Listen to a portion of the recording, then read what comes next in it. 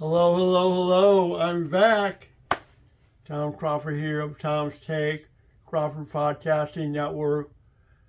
It's been 26 days now since my cancer surgery, and this is my first video. I'm doing a podcast this afternoon with Down the Block and get my sports podcast back today, tomorrow, and later in the week because it's NCAA tournament time and March Madness, my favorite time of the year. But the reason I'm doing this video is just to show everybody I'm alive and kicking, and more importantly,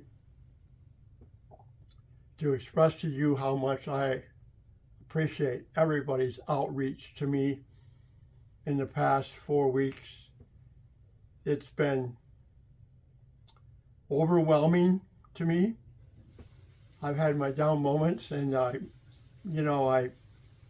I've had my feel sorry moments, but then I look at my phone and I see those messages and text messages and Facebook messengers and the post on where I've updated everybody, on my followers on the Crawford Podcasting Network, my Michigan family, my Eastern High School people, all my Greater Lansing people, and I just get overwhelmed with just sheer appreciation of the support.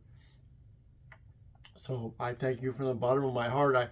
Just a quick update. I went to see Dr. Mo today, and she says, "Tom, you're doing great. You're doing great. You've been through a lot." And that was music to my ears. My biggest challenge right now is my leg. I think I showed some pictures. This huge incision, and I have a lot of pain with that. And I have this boot on. I have to walk around, and I have a walker. So I got April 2nd, I think I'm going to be able to rid myself of that and get normal and get out and see people. But more challenging is obviously right up here. I had 99 lymph nodes removed. So I kind of have these moments where I drool like Sammy, our golden retriever, Just like, and I've done some incredible. I've had some incredible support from speech therapists down at U of M Medical, Sparrow, and also occupational therapy of massaging stuff and getting my lymph nodes to work and compensate for some of the ones that were removed. And I will say this, the medical profession has brilliant people, brilliant. That's like, I look at them and I go, how did you get so smart? How do you know this? And this starts at Corewell Hospital in Grand Rapids, where I was there for 7 days, and the doctors and the resident doctors, obviously, Dr. Caldwell was brilliant, and she was my main resident, and then Dr. Mo and these nurses, and they're so smart, and they're so positive, and it made, I always talk about I have this power of positivity, but it got tested, being awake all night in the hospital, and I've never been in one night in the hospital, and I was in a lot of pain, and because of what happened, taking this bone out here, rebuilding my jaw, skin graft to skin graft, skin graft to up here, skin graft for flap foundation, and then having, 6 teeth removed. I mean, I look like a homeless guy, but, I've never been the prettiest guy on the planet, but, hey, my beauty's inside, right? So, anyway, I could ramble on because it's so great just to be able to connect to people. And I think I mentioned this before, and people have reached out and suggested this. I'm really going to get involved in the fight against cancer.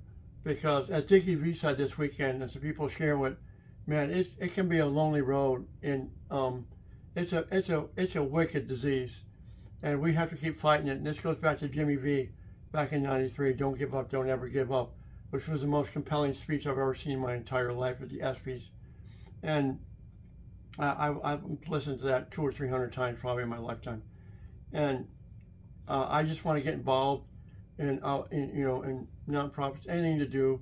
I'm a public speaker by nature, and I once I communicate. Now, you know, the reason I sound kind of goofy is, you know, my teeth don't meet over here, and my jaw, I'm having to relearn to talk. But my speech therapist goes, Tom, you need to slow down.